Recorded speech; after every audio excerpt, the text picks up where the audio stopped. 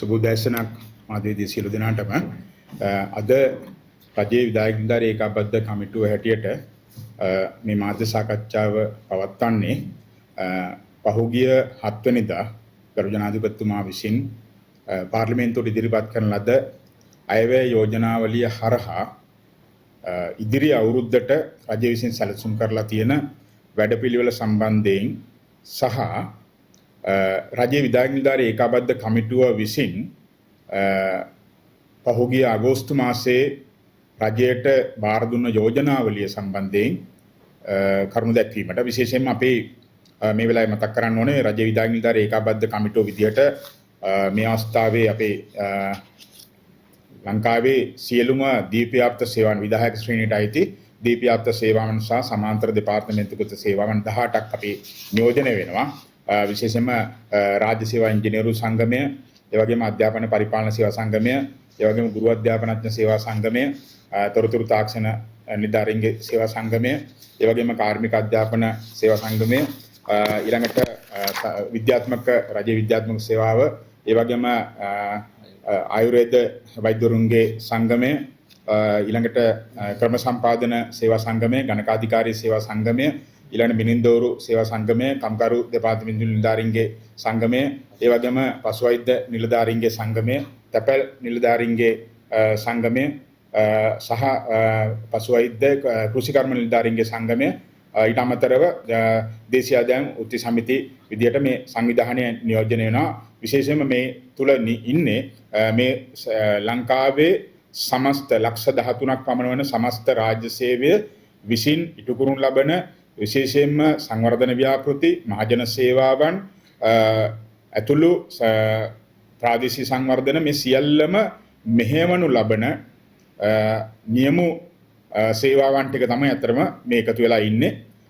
ඒ තමයි මේ රටේ රාජ්‍ය විසින් ගනු ලබන රාජ්‍ය ප්‍රතිපත්තිමය තීන්දුව తీරන සියලුම අමාත්‍යාංශ, දෙපාර්තමේන්තු, කමිෂන් සභා මේ සියල්ල හරහා ක්‍රියාත්මක වෙන්නේ පහළට මේ නිලධාරීන්ගේ අතින්. ඒතකොට ඒ අය තමයි අතරම අපි දීර්ඝ කාලයක් අධ්‍යයනය කළා තමයි පසුගිය අගෝස්තු මාසයේ ගරු ජනාධිපතිතුමාටත් රාජ්‍ය පරිපාලන ඇමතිතුමාටත් ඊළඟට මුදල් අමාත්‍යාංශ ලේකම්තුමාට, ජනාධිපති ලේකම්තුමාට, ඒ වගේම ආර්ථික සංවර්ධන නියෝජ්‍ය ඇමතිතුමා ඇතුළු රජයට මේ යෝජනාවලිය අපි ඉදිරිපත් කරේ.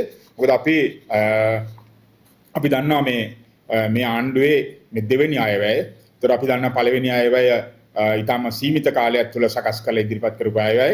නමුත් මේ දෙවෙනි අය අපි දකිනවා ඉදිරි බොහෝ සැලසුම් සකස් කළා වසරකට අධික කාලයක් වසරක කාලයක් පමණ අධ්‍යයනය කළා මේ රටේ ශේෂ්ත්‍රයන් හඳුනගෙන ඉදිරිපත් කරපු අයවැයක් විදිහට අපි මේක දකින්නේ. ඒ නිසා අපි යෝජනාවලියක් බාර දුන්නේ ඇත්තටම තවදුරටත් මේ රටේ රාජ්‍ය සේවය තුළ ප්‍රමාද කරන්න බැරි අත්‍යවශ්‍යම සිදු කළ යුතු සංශෝධනයන්, වෙනස්කම් සහ අලුතෙන් කළ යුතු දේ සම්බන්ධයෙන් රජයට කරුණු ඉදිරිපත් කිරීමට. මොකද අපි දකිනවා මේ රටේ රාජ්‍ය සේවය තමයි අතරම මේ රටේ සියලු කර්තව්‍යයන්හි ඉදිරියෙන් ඉන්නේ. මොකද අපි දකිනවා රාජ්‍ය සේවය සම්බන්ධයෙන් යම් චෝදනා තියෙනවා, විවේචන තියෙනවා, රාජ්‍ය සේවයේ යම් තාක් දුරට අකාර්යක්ෂමයි කියලා චෝදනා තියෙනවා. ඉතින් මේ සේවා සම්බන්ධයෙන් අපි දකිනවා කරුණු දෙපැත්තක් තියෙනවා. මොකද හේතුව මේක රාජ්‍ය සේවය කියන්නේ දේශපාලන අධිකාරියත් එක්ක පහළට ක්‍රියාත්මක වෙන දෙයක්.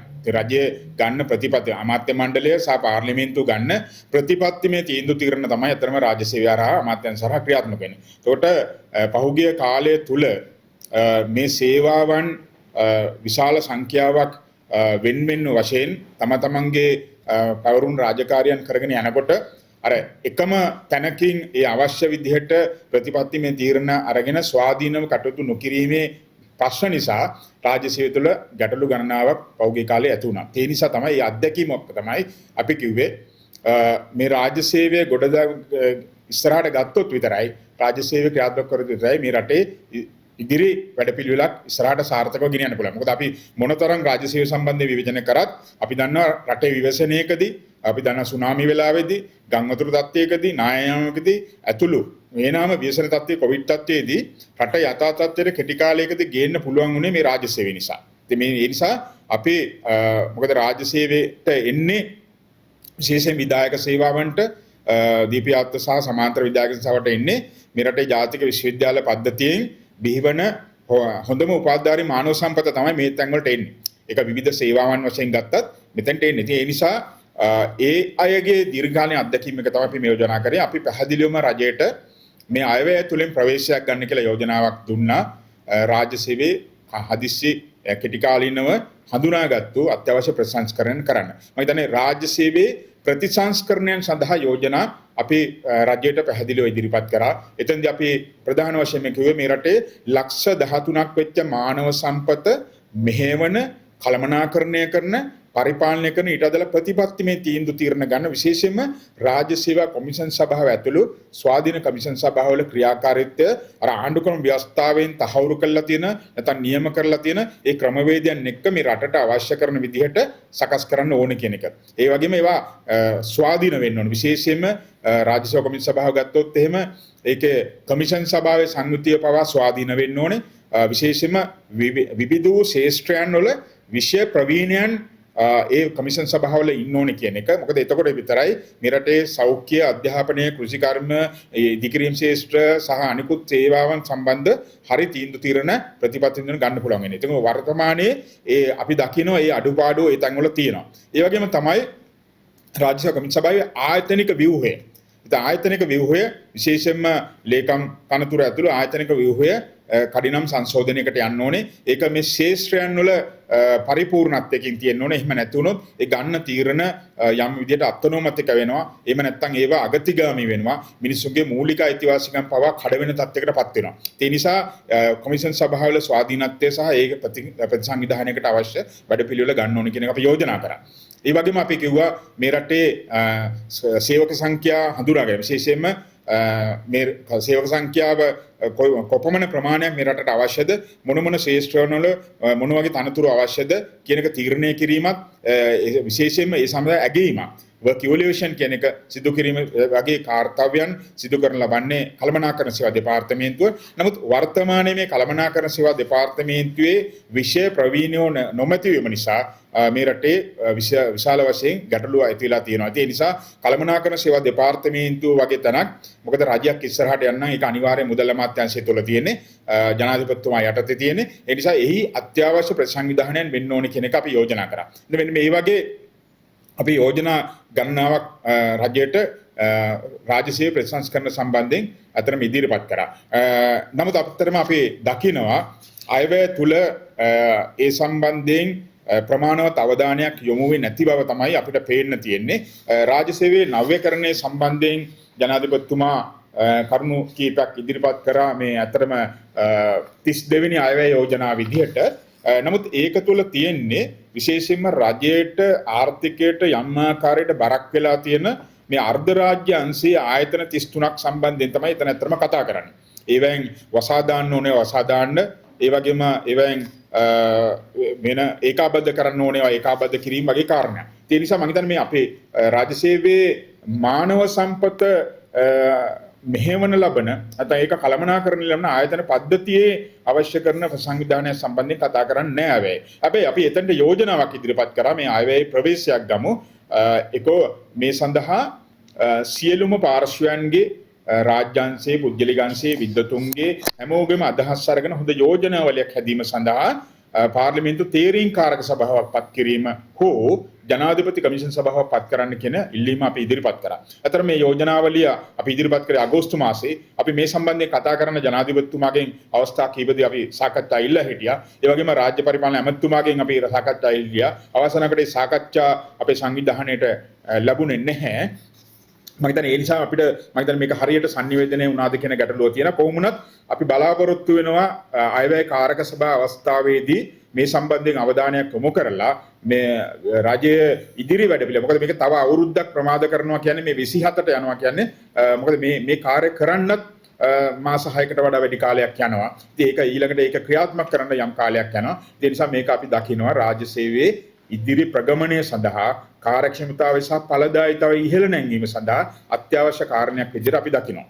ඒ වගේම අපි ඉදිරිපත් කරා මේ යෝජනාවලිය ඇතුලේ අපි දකිනවා ඔබ දකිනවා මේ රටේ දීර්ඝ කාලයක් තිස්සේ පහුගිය කාලය තුළ වැටුප් විෂමතා තිබුණා මේ රාජ්‍ය සේව විධායක සේවාවන් වල වගේම අනිකුත් සේවාවන් වල තිබුණා. ඉතින් තැන් තැන් වල මේ සඳහා උද්ඝෝෂණ වැඩ වර්ජන ක්‍රියාමාර්ග වෘත්ති ක්‍රියාමාර්ග ගත්තා. විශේෂයෙන්ම 2018න් පස්සේ මේ විධායක සේවාවන්ට විශාල වශයෙන් වැටුප් විෂමතාවයක් ඇති වුණා. මොකද පහුගිය යහපාලන ආණ්ඩු කාලේ නිසි ඇගයීමකින් තොරව මේ රටේ නීති ශාස්ත්‍රයේ සේවාවන් වන නීතිපති දෙපාර්තමේන්තුව නීති කෙටුපත් සම්පාදක දෙපාර්තමේන්තුව ඇතුළු ඒ වගේම අධිකරණ සේවයට කරන ලද වැටුප් විෂමතාවයේ ඒකපාක්ෂික කරපු නිසා ඒ හා සමාන්තරව හිටවුම මේ විධායක සේවාවන්ට බරපතල අසාධාරණයක් වෙනවා. ඒ නිසා මම හිතන්නේ පහුගිය අවුරුදු 6ක කාලය පුරාවටම අපි රට තුල විවිධාකාරයේ රාජ්‍යයන් සමග සංවාද කරා, සාකච්ඡා කරා, උද්ඝෝෂණ කරා, වැඩ වර්ජන ක්‍රියාමාර්ග හරහා මේ නිවැරදි කරන්න ඉල්ලා. ඒ වගේම අපි දකිනවා මේ රටේ ගුරු විදුහල්පති සේවාවන් වල ඒ අය මේ ඒගොල්ලන්ගේ බලපාන වැටුප් විෂමතාව සම්බන්ධයෙන් කතා කරා. ඒ නිසා අපිට අතීත අත්දැකීමක් තියෙනවා. පහුගිය කාලේ රජයන් ඇත්තටම තමන්ට නම්ම ගන්න ඕනේ නැත්නම් තමන්ට හීලා කරගන්න ඕනේ එහෙම නැත්නම් වැඩි වෘත්ති සමිති ක්‍රියාමාර්ග බලයක් තියෙන සේවාවන් තෝරගෙන වැටුප්පා දිවනා වැඩි කරන්න උත්සාහ කළා. මෙන්න මේක නිසා තමයි ඇත්තටම රාජ්‍ය සේවයේ වැටුප් ව්‍යුහය තුළ නැත්නම් මේ ජාතික ප්‍රතිපත්ති තුළ බරපතල ප්‍රශ්න ඇති වුණේ. ඉතින් අපි කිව්වේ මේ රජයට නැවත එවැනි වරදක් කරන්න එපා. ඒ නිසා අපි කිව්වා මෙන්න මේ රාජ්‍ය සේවයේ තියෙන වැටුප් විෂමතාවය කුමක්ද? ඒක බලපාලා තියෙන්නේ කොහොමද? ඒක නිවැරදි කරන්න ඕන විද්‍යාත්මක ක්‍රමයකට ඒ සඳහා ප්‍රවේශයක් ගන්න ජාතික වැටුප් කමිෂන්යක් පත් කරන්න කියලා අපි මේ අයවැය යෝජනාව කරා. මම හිතන්නේ ඒක රජයේ පිළි අරන් තියෙනවා. අපි ඒක අගය කරනවා. රජය ඒකම පත් කරලා තියෙනවා. ජාතික ඒ කියන්නේ වැටුප් හා විශ්‍රාම වැටුප් කමිෂන් සභාව පත් කරලා තියෙනවා. මම හිතනවා අපි ඒක හොඳ දෙයක්. මොකද මේ විශ්‍රාම වැටුප් සම්බන්ධව මේ රටේ මේ වෙනකොට උද්ඝෝෂණ තියෙනවා. විශ්‍රාම වැටුපේ විෂමතාව බරපතල විදිහට තියෙනවා. ඒ නිසා අපි කියනවා රටට ජාතික වැටුප් ප්‍රතිපත්තියක් අවශ්‍යයි. ඒ වගේම රටට ජාතික විශ්‍රාම වැටුප් ප්‍රතිපත්තියකුත් අවශ්‍යයි. මොකද ඒ නිසා අපි දැන් රජයට යෝජනා කරනවා ඔබ මේ කරපු මේ අපේ මේ අතර මේ ඉල්ලීම පිළි අරගෙන නැවත ගැටලු ඇති නොවන විදිහට ජාතික වැටුප් ප්‍රතිපත්තියක් හදන්න ගත්ත ප්‍රවේශයට හැබැයි ඒකම මේ කමිෂන් සභාවේ සංයුතිය ඊටාම ස්වාධීන වෙන්න ඕනේ. ඒ වගේම එක ශේෂ්ත්‍රයක නිලධාරීන් මේකටපත් කළා හරියන්නේ නැහැ. මේක ශේෂ්ත්‍ර ගණනාවක් තියෙනවා මේ රටේ. ඒ හැම ශේෂ්ත්‍රයම නියෝජන විදිහට විෂය ප්‍රවීණයන් සහ ගැටලු හඳුනා ගන්න පුළුවන් අය මේකටපත් කරලා මේ කෙටි කාලයක් තුළදී මාස 6ක් වගේ කෙටි කාලයක් තුළදී මේ අවශ්‍ය නිර්දේශයන් ලබා ගන්න කටයුතු කරන්න කියන අපි ඉල්ලීම කරනවා. ඒ වගේම අපි යෝජනාවක් කරා තව යෝජනාවක් රජයට 2016 ඔය යහපාලන ආණ්ඩුව කාලේ මේ රාජ්‍ය සේවයේ විශ්‍රාම වැටුප 2016න් පස්සේ බදෝගන්න නිලධාරීන්ට විශ්‍රාම වැටුප අහෝසි කරා. ඒ විශ්‍රාම අහෝසි කළා. එදායින් පස්සේ රාජ්‍ය සේවයට බැඳුනාට කිව්වේ තමන්ගේ පත්වීම් ලිපියේ කිව්වේ යම් දිනක මේ රාජ්‍ය විසින් හඳුන්වා දෙන විශ්‍රාමයේ ක්‍රමවේදයකට තමයි විශ්‍රාමයට ඒක නිශ්චිත නැහැ. ඒ නිසා අපි දකිනවා රාජ්‍ය සේවයට අතර මේ රටේ ජාතික විශ්වවිද්‍යාල පද්ධතියෙන් දක්ෂ කුසලතාපූර්ණ තරුණ නිලධාරීන් ආකර්ෂණය කරගන්න පුළුවන් ප්‍රධානම නිර්ණායක සාධකය තමයි මේ විශ්‍රාම වැටුප.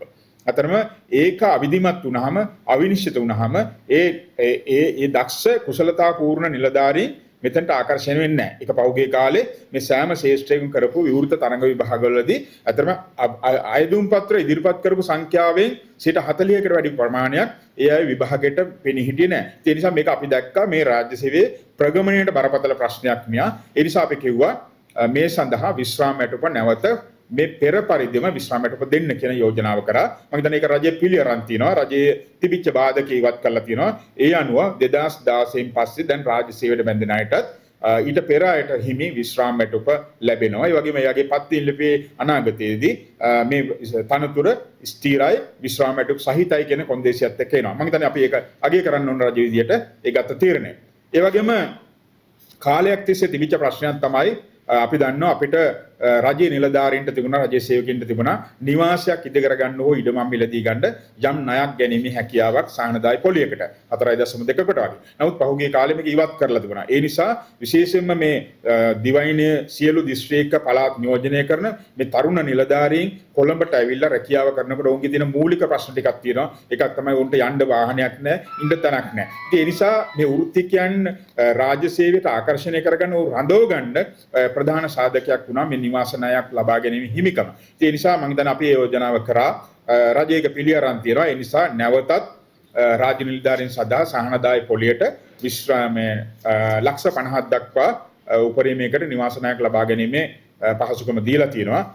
අපි ඉල්ලා සිටිනවා මේක කාරක සභා අවස්ථාවේදී තවදුරටත් මේක සමාලෝචනය කරන්න පුළුවන් නම් හොඳයි. අපි මොකද හේතුව අපිට මීට පෙර තිබුණා යම් නිලධාරියෙකුගේ වසර 7ක වැටුපට සමාන මුදලක් මේ නිවාස ණයක් විදිහට ගන්න. ඒ වගේම 4.2 වගේ. එතකොට අපි හිතනවා මේ යම් දුරකට මේ ලක්ෂ 30 දක්වා සීමා කරන්නේ නැතුව ලක්ෂ 50 දක්වාම රජයේ විසින් දෙන පොලිස් සහනය 4 දක්වා වැඩි කරන්න පුළුවන් නම් ඒක තවත් සහනයක් වෙනවා. මොකද හේතුව ඊටාම අඩු වැටුප් වල තමයි මේ රාජ්‍ය නිලධාරීන් ඉන්න නිසා.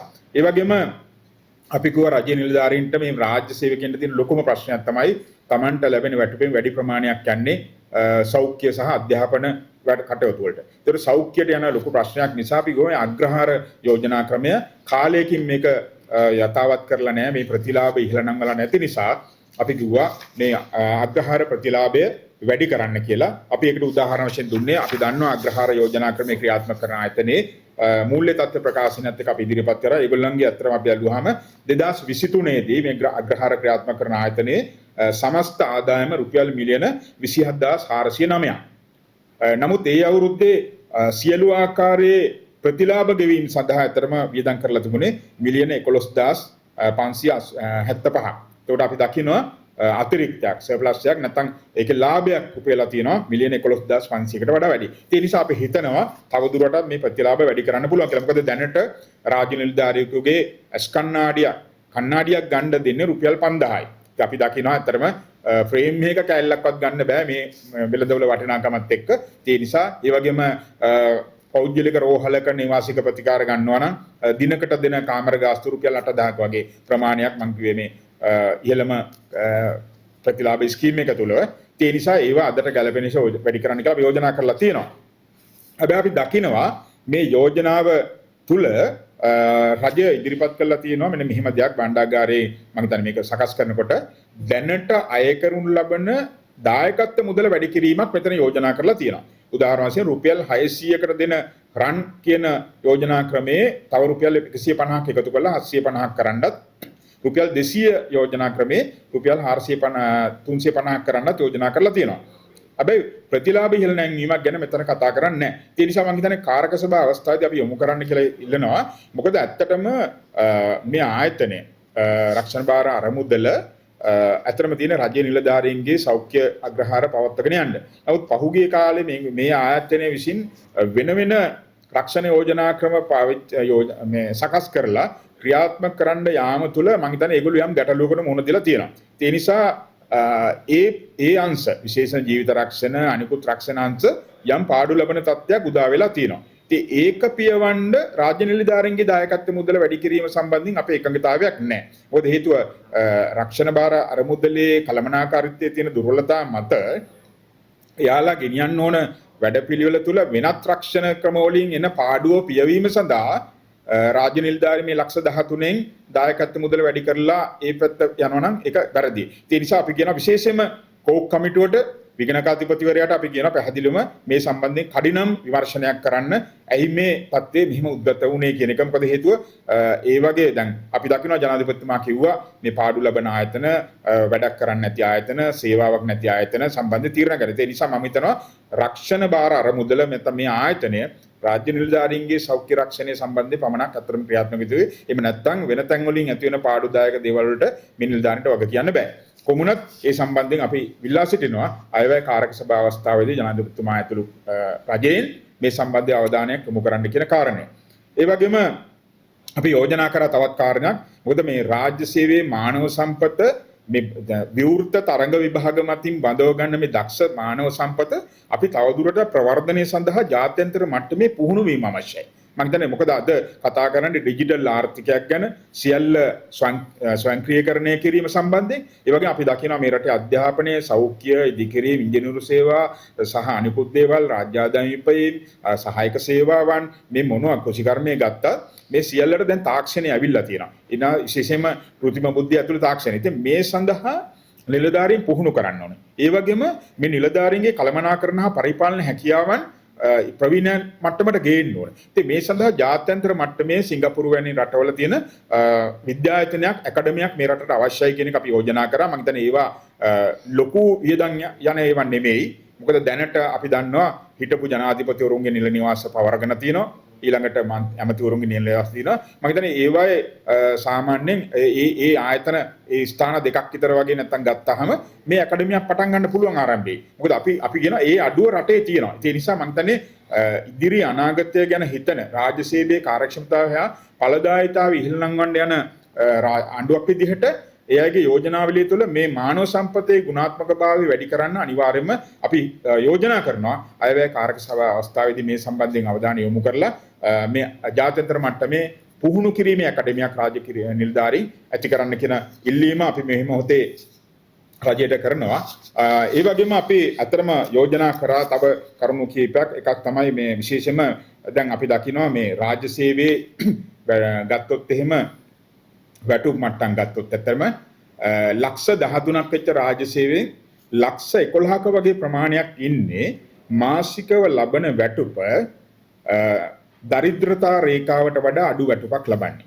ඒතකොට 2019 ගත්තොත් එහෙම අපි ආසන්න වශයෙන් මේ රටේ පවුලක 4 දෙනෙකුත් පවුලක මාසික අවම ජීවන වියදම රුපියල් 27864ක් වුණා. ඒතකොට මේ වෙනකොට ජනහා සංඛ්‍යා ලේඛනයේ නිල මේ වලට අනුව ඒක 65936ක් දක්වා වැඩි වෙලා තියෙනවා. අද මේ රටේ දරිද්‍රතා රේඛාවේ අගය මාසිකව 65936යි. නමුත් මේ රටේ ලක්ෂ 11ක් පමණ රාජ්‍ය සේවකයන් ලබන වැටුප මීට වඩා බොහෝ අඩුයි. ආරම්භක වැටුප නැත්නම් නුපුහුණු කම්කරු කියන PL1 කියන වැටුප තියෙන රුපියල් 40000යි.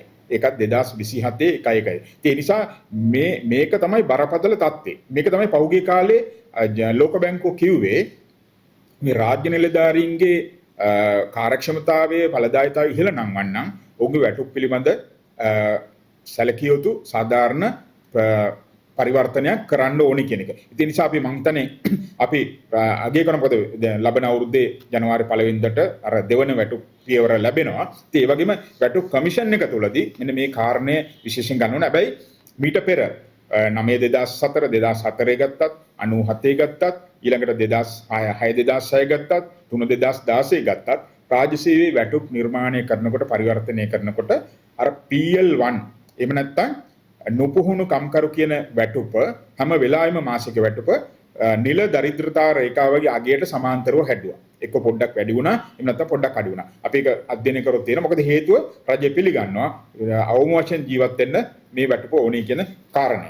ඊළඟට අපේ ඊළඟ යෝජනාව විදිහට අපි අතරම දුන්නේ රජය ඉදිරිපත් කරා මේ නැවත සමාලෝචනය කරන්න ඕනි කියන රාජ්‍ය සේවයේ නිලධාරීන්ගේ කාර්ය මණ්ඩල නැවත සමාලෝචනය කරන්න ඕනේ කියන කාරණේ. ඒ වගේම තමයි දැන් මේ ප්‍රශ්නයක් තියෙනවා රාජ්‍ය නිලධාරීන්ට ඇත්තටම දැන් මේ විධායක නිලධාරීන්ට අපි ඉල්ලලා පහුගිය කාලේ ප්‍රවාහන දීමනාවක්. මොකද මේ ප්‍රවාහන දීමනාවක් අවශ්‍යයි කියන කාරණේ කියන්නේ යම් ආකාරයකට මේ නිලධාරීන්ගේ කාර්යක්ෂමතාව වැඩි කරන්න ඒ අයට ප්‍රවාහන දීමනාවක් අවශ්‍යයි. මොකද මේ සාමාන්‍ය සති දෙකක නැත්තම් මාස භාගයක්වත් ජීවත් වෙන්න පුළුවන් වැටුපක් නෙමෙයි අත් වශයෙන්ම ලැබෙන්නේ. ඒ නිසා ප්‍රවාහන දීමනාවක අවශ්‍යතාවය තියෙනවා. මොකද එයාට සෞඛ්‍ය ප්‍රවාහනය ඔය කාරණා වලට තමයි වැඩි විදක් යන්නේ. හැබැයි අපි යෝජනාව ඒ සම්බන්ධයෙන් මම හිතන්නේ ගියවර අයවැය යෝජනා අංක 8 විදිහට මේ කාරණේ සාකච්ඡා කරලා තිබුණා. රාජ්‍ය වියදම් අවම කිරීම කියන යටතේ මේ නිලධාරීන්ට තොරගත් මේ නිලධාරීන්ට ප්‍රවාහන දීමනාවක් ලබා දීම සම්බන්ධයෙන් කාරණේ. නමුත් මේ අයවැය තුලින් ඒක සැලකීමට ලක් කළා නැහැ. ඒ නිසා ඒක අපි දකිනවා ඒක අත්‍යවශ්‍ය කාරණයක් විදියට අපි යෝජනා කරනවා රජයට. මොකද හේතුව මේක සාධාරණ කාරණයක් කියන්නේ ඔබ දකින්න නැති ජනාධිපතිතුමා අයවැය ඉදිරිපත් කරනකොට කිව්වා මේ රටේ රාජ්‍ය සේවයේ වාහන අලුත් වැඩියා කරන්න පහුගිය වර්ෂය තුල බිලියන 25ක වගේ ප්‍රමාණයක් ගිහිලා තියෙනවා. ඒකට හේතුව තමයි මේ රාජ්‍ය ආයතන ඔක්කොගෙම තියෙන්නේ අවුරුදු 20කට වඩා පරණ වාහන. ඒකට මේ වාහන අලුත් වැඩියා කරන්න නිතර අවුරුද්දට 3-4 පාරක් අලුත් වැඩියා කරන්න වෙනවා. එතකොට මේ අර සමූහ ප්‍රවාහනයේ තියෙන වාහනවල ප්‍රමිතියක් නැහැ. ඒ නිසා මම හිතනවා රාජ්‍ය නිලධාරීන්ට අපි විශ්වාස කරනවා ප්‍රවාහන දීමනාවක්. විශේෂයෙන්ම විධායක සේවාවන් වල තුන්වන ශ්‍රේණිය දෙවන ශ්‍රේණි නිලධාරීන්ට සහ පළවෙනි ශ්‍රේණියේ තනතුරු නොමැති නිලධාරීන්ට ප්‍රවාහන දීම තුලින් ඒ යම් ගැළපීමක් තුලින් අර රජයට විශාල වශයෙන් මූල්‍ය බරක් වියදමක් ඉතුරු කරගන්න පුළුවන් කියන කාරණය. ඒ සඳහා අවධානය යොමු කරන්න කියලා අපි ඉල්ලීමක් කරනවා. ඒ වගේ තමයි අනිත් කාරණය රාජ්‍ය නිලධාරීන්ගේ වාහන ආනයන බලපත්‍රය සම්බන්ධ කාරණය. ඇත්තටම මේ වාහන ආනයන බලපත්‍රයක් රාජ්‍ය නිලධාරීන්ට දුන්නේ රාජ්‍ය සේවයේ විධායක මට්ටමේ නිලධාරීන්ට දුන්නේ ඒ අයව මේ රාජ්‍ය සේවයට ආකර්ෂණය කරගන්න සහ රාජ්‍ය සේවය රඳව ගන්න ඔවුන්ගේ රාජකාරී මහජන සේවාවන් සංවර්ධන ව්‍යාපෘති මොකද ලංකාව පුරාම යන්න තියෙනවා ශ්‍රේෂ්ඨ යන්න තියෙනවා මේ නිලධාරීන්ට යම් පහසුකමක් සැලසීම සඳහා. මොකද අපි දන්නවා පෞගේ කාලේ අමාත්‍ය මණ්ඩලයට පාර්ලිමේන්තු මන්ත්‍රීවරුන්ට මේ වාහන බලපත්‍රය දුන්නා. නමුත් මම හිතන්නේ ඒක දැන් 2019 පස්සේ මේ වාහන බලපත්‍ර ටික නිලධාරීන් ගාව තියෙනවා. නමුත් මේකට වාහන ආනයනීකරන්න පහසුකම දෙන්නේ නැහැ. ඒ සඳහා විකල්ප සාහනයකුත් නැහැ. නමුත් අපි පෞගේ කාලේ මේ යෝජනාවලිය හරහා රජයේ විකල්ප යෝජනාවක් ඉදිරිපත් කරා. ඒ යෝජනාව තමයි දැන් රාජ්‍ය සේවයට ඇවිල්ලා පළමු වරට එක වාහන බලපත්‍රයක්වත් අරගෙන මේ පහසුකම ගත්තේ නැති වාහනයක් ගෙන්නන්න බැරි වෙච්ච නිලධාරීන් ඉන්නවා. ඒතර ඒගොල්ලන්ගේ ලොකු දුක් ගැනවිල්ලක් තියෙනවා. සහ නොසන්සුන්තාවයක් තියෙනවා. ඒතර ඒක විශේෂයෙන් සලකා බලන්න ඕන කාරණයක්. අපි ඒක කිව්වා. ඒ වගේම අපි කිව්වා විදේශ මුදල් නම් රජයේ ප්‍රශ්න තියෙන්නේ දේශීය මුදල් තියෙන නිසා. මොකද අපි දන්නවා මේ වෙනකොට දේශීය ආදායම් දෙපාර්තමේන්තුව, රේගු දෙපාර්තමේන්තුව, සුරාවල් දෙපාර්තමේන්තුව හරහා රාජ්‍ය ආදායම IMF එකේ අපේක්ෂිත මට්ටම ඉක්මව යනවා. ඒක කාර්යක්ෂම වෙලා තියෙනවා. ඒකට ඒ හරහා අපිට විකල්ප යෝජනාවක් විදිහට අපි කිව්වා එහෙමනම් මේ පර්මිට් ප්‍රමාණය රජයට නැවත අරගෙන ඒ සඳහා ඒ පර්මිට් එකේ වටිනකම නිලධාරීන්ට දෙන්න කියන කාරණේ. දෙවෙනි යෝජනාව. මොකද අපි දකිනවා දැන් අතරම ඒක රජයට ලාභයි. පර්මිට් එකේ ඔය දීමනාවේ වටිනාකම පර්මිට් එකේ වටිනාකම තියෙන්නේ 2019 ගත්තොත් ඇමරිකන් ඩොලර් එක 182කට තියෙන කාලේ. එතකොට අද ගත්තොත් ඇමරිකන් ඩොලර් එක 300 ඉක්මවලා තියෙනවා. එතකොට මේක වරපතල විදිහට මේ ප්‍රතිලාභයේ වටිනාකම තව ප්‍රමාණය වෙලා තියෙනවා. ඒ නිසා මේ යෝජනාව අපි කරා. ඒ වගේම අපි තව එකක් රජයට එකවරේ මුදල් නැත්තම් පර්මිට් ටික අරගෙන රජයේ නිලධාරීන් පර්මිට් ටික අරගෙන ඒ සඳහා භාණ්ඩාගාර බැඳුම් කර නිකුත් කරන්න කියලා. මොකද දින 180කට වගේ කාලයකට නිකුත් කරාම ඒ කැමැතියට ඒවා වට්ටම් කරගන්න පුළුවන්. කැමැතියට ඒක ස්ථාවර tempatuවක් විදිහට ඉස්සරහට යන්න පුළුවන්. ඒ නිසා මෙන්න මේ විකල්ප යෝජනාව අපි දීලා තියෙනවා රජයට පර්මිට් එක සම්බන්ධයෙන්. එතකොට දැන් මේ සම්බන්ධයෙන් පාර්ලිමේන්තුව තුලදී මම දැන් ප්‍රකාශ වෙච්ච කාරණේත් එක්ක මේ පර්මිට් සංස්කෘතිය නැති කරන්න ඕන කියන ජනාධිපතිතුමා කරපු ප්‍රකාශයත් එක්ක මේ විධායක සේවාව නිලධාරීන් දැඩි ලෙස නුසන්සුන්දායකට පත් වෙලා තියෙනවා. මොකද හේතුව ඒක අනිත් පැත්තෙන් ඒකේ යම් සාධාරණත්වයක් තියෙනවා නිලධාරීන්ගේ පැත්තේ. දැන් පාර්ලිමේන්තු මන්ත්‍රීවරුන් සඳහා මම දන්නේ සාමාන්‍යයෙන් මිලියන 28ක් නැත්නම් මිලියන 30ක් විතර වටින ඩබල් කැබ් එකක් දෙන්න තීරණය කළා තියෙනවා. ඩබල් කැබ් රථ 1775ක් ආනයනය කරන්න තීරණය කළා තියෙනවා රාජ්‍ය සේවයත් එක්ක. එතකොට ඒ රජෙන් දෙන മന്ത്രിවරුන්ට දෙන ඩබල් කැබ් එක සඳහා ඒ කියන්නේ ඉන්ධන අලුත් වැඩියාවන් රියදුරු ඊළඟට රක්ෂණය මේ සියල්ල රජෙන් සපයනවා. ඒකට മന്ത്രിතුමාට තියෙන්නේ වාඩි වෙලා යන්න එන්න විතරයි යගේ රාජකාරී කටයුතු ටික කරගන්න. ඒකට ඇත්තටම මම හිතනවා අපි හිතනවා අර පර්මිට් එක දුන්නට වඩා වැඩි ප්‍රතිලාභයක් മന്ത്രിතුමාට මේකෙන් තියෙනවා මේ වාහනයක් රජෙන් දීපු එක. මොකද දෙන්නේ ඒක ලක්ෂරි වෙහිකල් එකක්. ඒ වගේම දැනට ප්‍රකාශ කරලා තියෙන්නේ මේ වාහනය අවුරුදු සීමාවෙන් පස්සේ රජයට ගන්නවා කියලා. නමුත් ඉතින් අපි හිතනවා ප්‍රායෝගිකව ওই වාහනය යනකොට ඔකේ ෂේවිම් අඩු කරලා සමහර විට දෙන්න තීරණයක් ගන්නත් පුළුවන්. හරි. ඒක අපි වරදක් දකින්නේ නැහැ. හැබැයි අපි කියන්නේ ඒතකොට පාර්ලිමේන්තු මන්ත්‍රීවරුන්ට ඒක ඒ පහසුකම දෙන්නේ ඇයි? ඔවුන්ගේ සේවාව වඩා හොඳින් මේ මහජන සේවාව පවත්වාගෙන යන්න ඕන නිසා. ඒතකොට ඒක නිසාම තමයි රාජ්‍ය ඉහළ නිලධාරීන්ට මේ පහසුකම දීලා තියෙන්නේ. ඒ අයගේ කාර්යභාරය එයාට රාජකාරියට එන එකේදී හරි මේ පහසුකම ගන්න ඕන නිසා. මොකද එහෙම තමයි මේක හැදිලා තියෙන්නේ. ඒ නිසා මම හිතනවා මේ සම්බන්ධයෙන් විධායක සේවාව නිලධාරීන් දැඩි මුසන්සුන්තාවයකට පත් වෙලා තියෙනවා. තමන්ට හිමි මේ වරප්‍රසාදයේ සම්බන්ධයෙන් රජය යහපත් පියවරක් ගත්තේ නැහැ කියන එක. ඒ නිසා මම හිතන්නේ අපි පෞගේ කාලෙම මේ සම්බන්ධව කතා කරා. අපි දන්නවා පැහැදිලිවම විදේශ මුදල් අර්බුදයක් තියෙනවා යම් ප්‍රමාණයකට. නමුත් ඒකට දේශීය නැත්නම් රුපියල් අගේ පාවිච්චි කළා මේ විකල්ප විසඳුමක් දෙන්න පුළුවන්. මම හිතන්නේ පර්මිට් 20000කට වැඩි ප්‍රමාණයක් තියෙනවා. ඒකට එකවර විසඳුමක් දෙන්න බෑ කියන එකත් අපි පිළිගන්නවා. නමුත් මේක යම් ප්‍රවේශයක් අරගෙන මේ තියෙන විසඳුම් ක්‍රියාවලියකට යන්න තිබුණා. ඒ නිසා අපි යෝජනා කරනවා ජනාධිපතිතුමා ප්‍රමුඛ රජයට මේ අයවැය කාරක සභා අවස්ථාවේදී මේ සම්බන්ධයෙන් විශේෂ අවධානය යොමු කරලා මේ රාජ්‍ය නිලධාරීන් ඉදිරියේදී 75000ක් ගන්න දැන් යෝජනා කරලා තියෙනවා. අපි ඒක අගය කරනවා. මොකද අපි දන්නවා අපේ සේවාවන් වල බරපතල පුරප්පාඩු තියෙනවා. දැන් සමහර කුෂිකර්ම සේවය, අධ්‍යාපන විභාගය, ඉංජිනේරු මේ සියලු සේවාවන් වල පුරප්පාඩු 600ක් 700ක් එක සේවාවක තියෙනවා. මේවා අත්‍යවශ්‍ය පුරප්පාඩු, අත්‍යවශ්‍ය තනතුරු. මේවා බොහෝ වෙලාවට 2012 2015 ඇති කරපු දේවල්. අදට ගැලපෙන දේවත් නෙමෙයි. අදටත් මදි. ඒතර මේ අනුමත කාඩර් එක තුලවත් මේ නිලධාරීන් බඳව ගන්න බැරි වෙලා තියෙනවා. එචා ඒ නිලධාරීන් බඳව ගන්න ඕනේ. ඒ බඳවා ගැනීමේදී විවෘත තරඟ විභාග වලට දක්ෂ නිලධාරීන් ඇවිල්ලා ඒ අය මේ රාජ්‍ය සේවයට ගන්න වැඩපිළිවෙලක් අපිට තියෙනවා. ඒ සඳහා උන්ට අර අපි කියනවානේ අභිප්‍රේරණ සාධකයක් විදිහට විශ්‍රාම වැටුපත් ඒ වගේම මේ වාහන පර්මිට් එකත් බලපානවා. ඇත්තරම බලපානවා. ඒ නිසා මේ බලාපොරොත්තු එයාදී මොකද මේ එන රාජ්‍ය සේවයට එන නිලධාරීන් ගත්තාම එයාගේ අධ්‍යාපන වෘත්තීය සුසුම් ගත්තාම පුද්ගලික අංශය සහ අර්ධ රාජ්‍ය අංශය ගත්තාම ඉතා විශාල වැටුප් පරතරයක් විෂමතාවයක් තියෙනවා. දැන් උදාහරණ වශයෙන් රාජ්‍ය අංශයේ ඉංජිනේරුවෙකුට වඩා 10 ගුණයක වැටුපක් ගන්නවා අර්ධ රාජ්‍ය අංශයේ විදුලි බල මණ්ඩලයේ එහෙම නැත්නම් මේ ජල ප්‍රවාහන මණ්ඩලයේ ඉංජිනේරුවෙක්. ඒ පෞද්ගලික අංශය ඊටත් වැඩි. එතකොට ඒ කැපකිරීමක් කළා මේ රාජ්‍ය අංශයේ දක්ෂ නිලධාරියෙක් එනවනම් ඒක එයා හැමතැනින්ම ඒක රැකගන්න රාජ්‍ය සේවයට රජයේ අතරම ප්‍රමුඛතාවයක් දෙන්න ඕනේ. ඒ නිසා මෙන්න මේ කරුණු ටික සම්බන්ධයෙන් අතරම අපි බලාපොරොත්තු වෙන තවදුරටත් ජනාධිපතිතුමාත් එක්ක සාකච්ඡා කරන්න, ඇමතිතුමාලා රාජ්‍ය පරිපාලන ඇමතිතුමාත් එක්ක සාකච්ඡා කරන්න.